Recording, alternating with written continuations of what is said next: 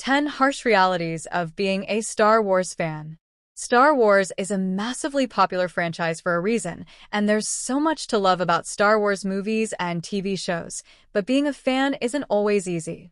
In fact, even before Disney bought Star Wars, the fanbase was full of division, and new projects were already being accused of ruining the franchise. In addition to this divisiveness, there are various things within Star Wars itself that are bitter pills for fans of the galaxy far, far away to swallow.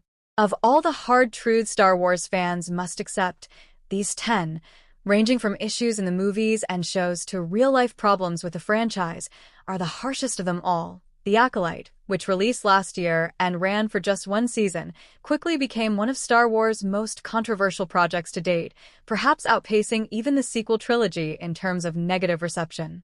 Although The Acolyte Season 2 is never officially announced, so the show wasn't really cancelled, it was a shock to hear it wasn't being renewed.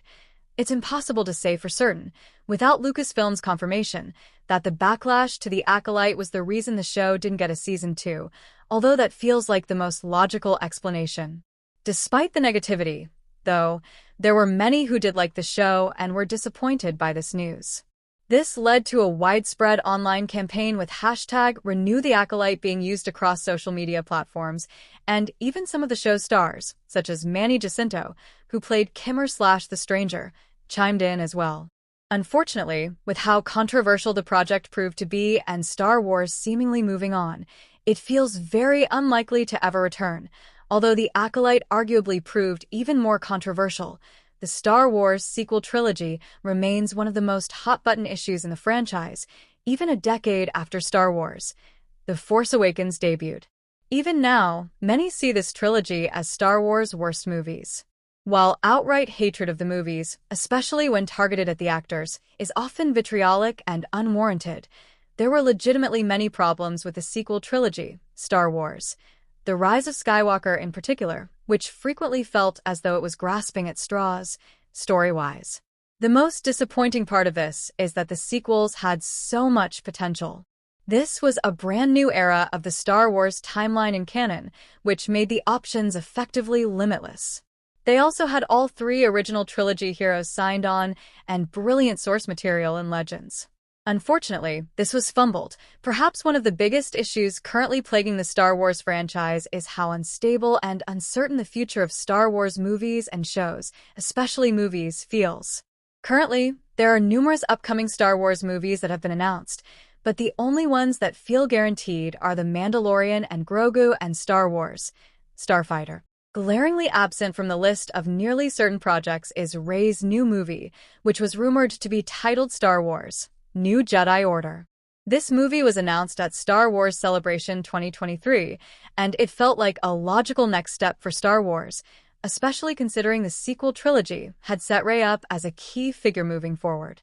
Not only was this movie unacknowledged at Star Wars Celebration 2025, but also, there are several other Star Wars movies in limbo, such as Taika Waititi's Star Wars movie. What's more, Ahsoka Season 2 is the only confirmed live-action project of upcoming Star Wars TV shows, again suggesting the future is uncertain.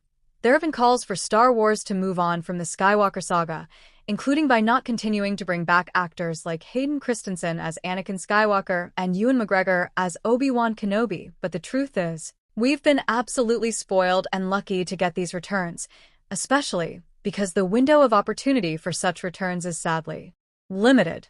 While I understand audiences wanting to see new stories in this franchise, I don't feel that has to come at the expense of bringing these beloved actors and characters back to the Star Wars screen, particularly given that the ability to do so is fleeting.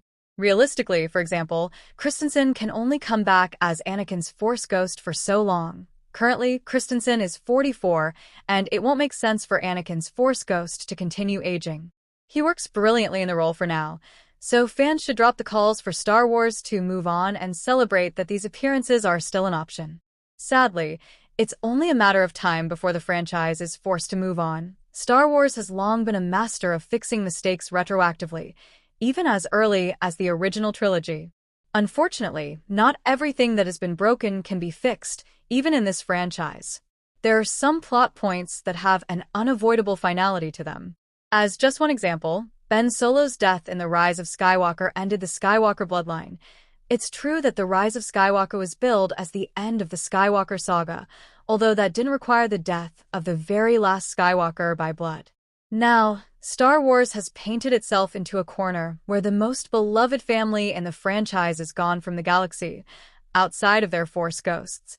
It will be interesting to see how this plays out in the future and how successful Star Wars can be with this lineage now destroyed.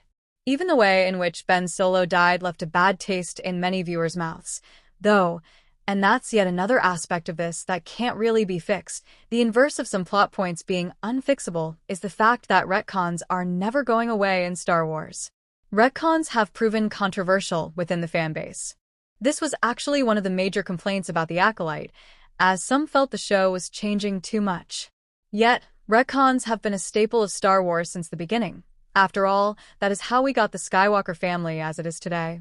Darth Vader, Luke, and Leia being related was not the plan at the outset of A New Hope. Retcons have also proven to be incredibly worthwhile in other examples as well, such as with the introduction of Ahsoka Tano in Star Wars, The Clone Wars. Some may see retcons as ruining Star Wars, and that complaint doesn't seem to be going away anytime soon, but neither do retcons. And Season 2 concluded this year, bringing an end to what is now widely viewed as one of Star Wars' best TV shows, if not the single best overall. Andor felt like it completely changed the game, proving what a Star Wars show could do and how successful the franchise can be, even outside the movies and/or Skywalker saga. Yet, with that victory comes the concern that Andor may very well be the best Star Wars ever gets again.